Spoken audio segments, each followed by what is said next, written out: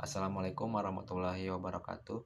Perkenalkan, nama saya Muhammad Dani Subarna dengan NIM 2207010.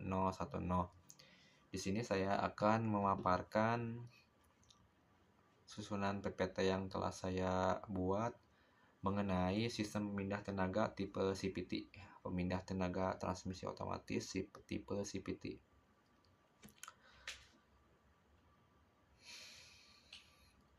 Di sini ada beberapa susunan yang telah saya buat pada PPT yang telah saya susun ya gitu, yang dimana terdiri dari pengertian, cara kerja, jenis-jenis, bagian-bagian, diagnosis, pemeriksaan dan perawatan, dan diakhiri oleh kesimpulan. Mungkin langsung saja ke pematerian. Di sini saya akan membeberkan dulu atau memaparkan pengertian dasar CPT. CPT adalah transmisi otomatis yang tidak mempunyai step-step tingkatan gigi percepatan, tidak seperti transmisi manual ya tentunya. Akan tetapi, secara kontinu tingkat gigi percepatan tersebut bisa berlangsung dengan variasi yang sangat besar. Makanya disebut dengan CVT atau Continuous Variable Transmission. CVT juga adalah transmisi otomatis yang perubahan kecepatannya bervariasi dan berkesinambungan. Perubahan kecepatan pada CVT sangat halus dan tidak ada hentakan seperti pada transmisi manual.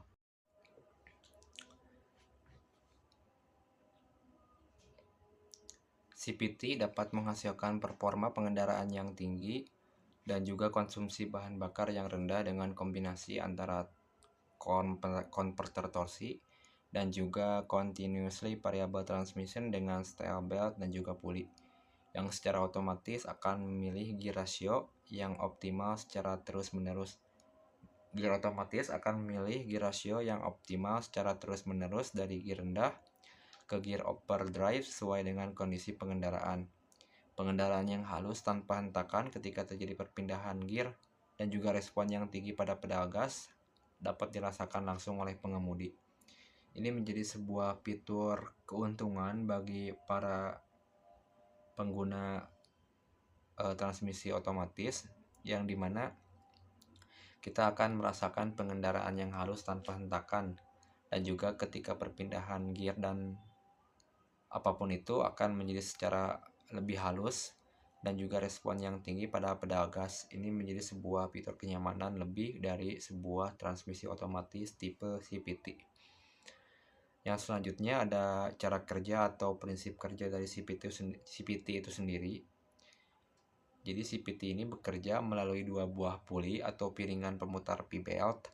Nah, semakin kecil diameter puli akan membentuk jarak semakin lebar, dan begitupun dengan sebaliknya.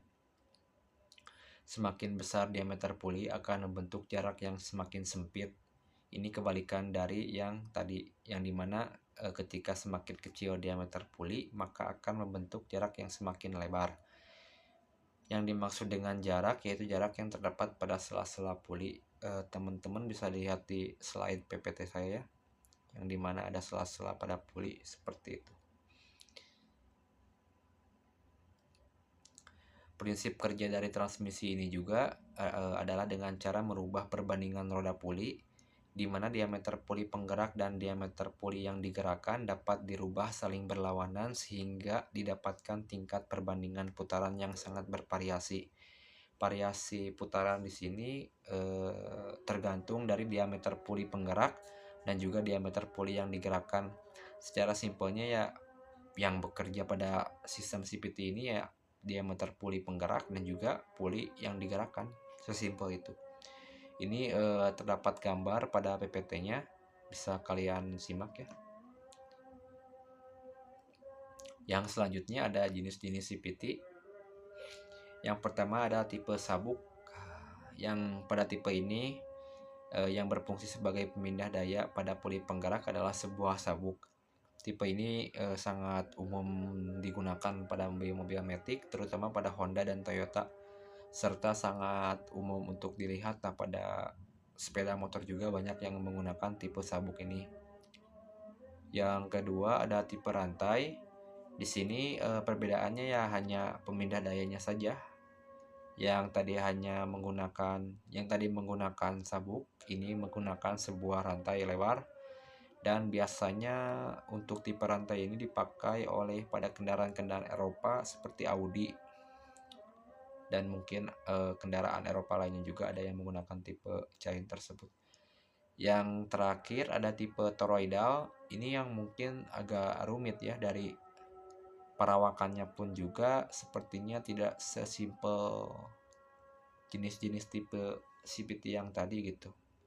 Di sini tipe toroidal ini menggunakan sebuah roller untuk memindahkan dayanya itu, yang dimana di antara plat input yang terhubung ke crankshaft dan juga plat output yang terhubung ke poros penggerak, sudut perubahan roller berhubungan langsung pada poros menghasilkan perubahan perbandingan roda gigi. Ya intinya pemindah dayanya di sini menggunakan roller, yang dimana tadi menggunakan rantai dan juga ada yang menggunakan sebuah sabuk ya gitu. Hanya berbeda pada pemindah dayanya saja. Yang selanjutnya ada bagian-bagian CPT. Ini bisa kalian lihatlah pada PPT yang telah saya buat. Di sini terdapat bagian-bagian utama CPT yang terdapat flywheel, gearbox, drive pulley, hexagon bolt, pin, drive pulley, serta drive belt tentunya. Bisa kalian simak terlebih dahulu pada bagian PPT slide ini. Yang selanjutnya ada diagnosis, pemeriksaan, dan juga perawatan CPT itu sendiri. Di sini saya akan menjelaskan secara garis besar beberapa penyebab kerusakan pada CPT. Yang pertama ada perawatan, contoh kasusnya seperti pergantian oli yang tidak sesuai. Yang kedua ada cara penggunaan, seperti pengoperasian gigi yang tidak sesuai juga. Yang ketiga ada kesialan, yaitu cacat material. Ya ini mau tidak mau ya gitu, emang sial aja gitu, jadi kerusakan dari pabrik lah. Yang keempat ada pemakaian atau usia, yang bisa sangat mempengaruhi juga komponen-komponen utama pada CPT itu sendiri. Ini ada beberapa pemeriksaan dan penanganan pada CPT jikalau memang ada kendala gitu. Yang sangat paling pertama itu adalah reset ECU dulu. Ini sangat simple dan juga sangat notabene tersebut adalah hal yang paling utama dilakukan terlebih dahulu lah gitu, sebelum melakukan step-step yang lainnya. Reset ECU ini sangat berguna jikalau memang kerusakannya tersebut hanya kerusakan seperti konektor sensor yang tidak masuk atau mungkin sudah longgar. Kan kalau misalkan kita langsung overhaul ke transmisi kan itu udah gila kali ya gitu, jadi harus step by step dulu gitu, jangan langsung ke final boss gitu, jadi harus step by step. Yang kedua adalah ganti atau kuras oli transmisi sesuai dengan spesifikasi pabriknya itu sendiri, dan juga membersihkan kotoran yang bisa menyumbat lubang aliran oli matic. Yang selanjutnya adalah bersihkan body pulp dan juga ganti filter oli transmisi. Nah, yang terakhir, jikalau step-step tersebut atau step-step belakangan tidak work atau tidak bekerja pada kendaraan kalian, ya kalian harus mengoverhaul transmisi tersebut untuk bisa mengetahui malafungsi atau mungkin kerusakan keausan yang terjadi pada komponen-komponen CPT kalian gitu. Yang selanjutnya adalah perawatan. Perawatan CPT ini yang menurut saya paling penting gitu. Di sini saya akan rangkum saja, kalian teman-teman juga bisa lihat pada PPT yang telah saya buat. Yang pertama yang menurut saya penting adalah ganti oli secara berkala, dan jangan lupa juga sesuaikan oli yang sesuai dengan transmisi CPT yang kalian punya gitu. Jangan sembarang mengganti oli tanpa sepengetahuan yang sudah profesional. Makanya sangat penting kita untuk mengganti oli transmisi di bengkel yang sangat sudah trusted lah gitu. Jangan mengganti oli sendiri kalau mungkin tidak bisa. Yang selanjutnya adalah jangan menggunakan mode manual terlalu sering. Ini sebenarnya alasan konyol juga jikalau kita tidak melakukan hal ini gitu. Kan gini, kita diberikan fitur transmisi otomatis gitu ya, yang tentunya sangat mempermudah lah dalam kinerja juga. Kita semakin dibatasi dan intinya kita semakin mudah untuk melakukan lah gitu, untuk bisa mengendari sebuah kendaraan. Nah, mengapa kita harus menggunakan mode manual terlalu sering gitu? Jikalau kita memang sudah mendapatkan opsi yang lebih mudah dari itu, dari mode manual, yaitu mode otomatis.